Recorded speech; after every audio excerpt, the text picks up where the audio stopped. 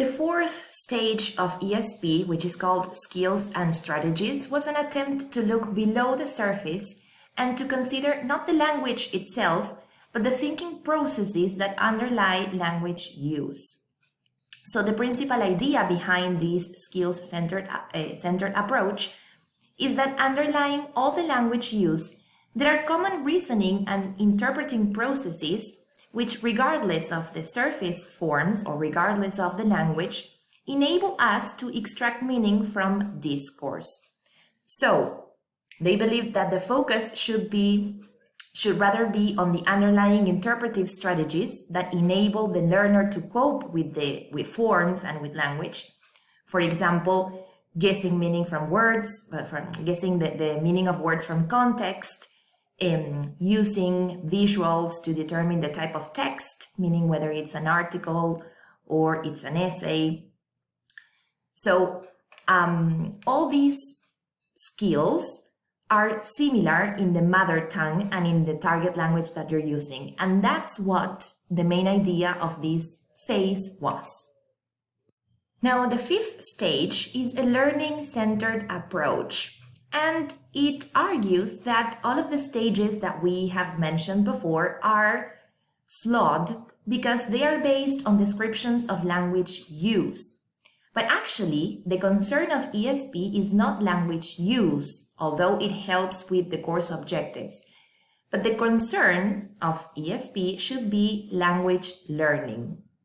So, this language learning approach is one that focuses on how you learn a language or how you learn the language that you need for a specific purpose. So now we arrive at this million-dollar question, that is, what is English for specific purposes? So it is defined by Hutchinson and Waters as an approach to language learning which is based on learner need. Now, ESP is not different from any other type of or any other form of language teaching in that it should be based in the first instance on principles of effective and efficient learning. Though the content of learning may vary, there is no reason to suppose that the process of learning should be any different for ESP learners than from general English learners. So, there is no such a thing as ESP methodology. You have a methodology to teach, but it will vary the content, of course, the learner needs, and the approach that you give to ESP. So ESP must be seen as an approach and not as a product. ESP is not a particular kind of language or a methodology. It does not consist of a particular type of teaching material. This is an approach to language learning which is based on learner needs. So, ESP then is an approach to language teaching in which all decisions as to content and methods are based on the learner's reason for learning. There are certain characteristics for ESP courses. Number one is that ESP is defined to meet specific needs of learners. ESP makes use of the underlying methodology and activities of the discipline it serves. So, for example, if you're going to teach doctor-patient dialogues for medical English, you're going to follow the pattern and the genre features of an actual doctor-patient's dialogue. ESP is centered on the language appropriate to these activities in terms of grammar, lexis, register, study skills, discourse, and genre.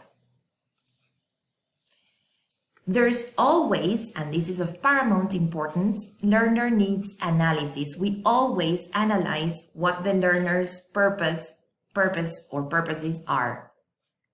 As we mentioned before, there is a target situation analysis. So in which situations might my student be involved in? And ESP courses prepare learners for effective communication in situations which occur in their professional work or studies.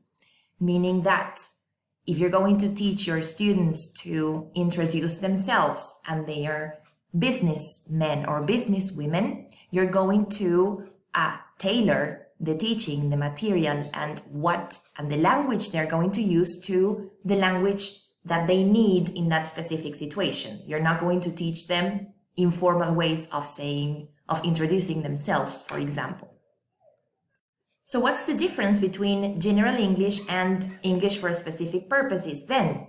So Hutchinson's and Waters said, in theory, nothing, but in practice, a great deal. So the most important difference between ESP and general English lies in the learners and their purposes for learning English. ESP learners are usually adults who have already learned some English language and have some knowledge of the various content subjects which ESP teachers may not be familiar with. This is important. Whenever you teach ESP courses, you have to do some studying on your own to be involved or to be familiar with the discipline that you're going to teach.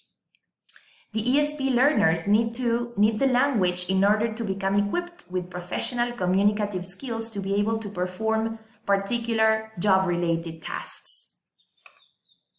So ESP focuses on language that is used in a real professional context rather than on teaching grammar structures and vocabulary unrelated to the students' subjects.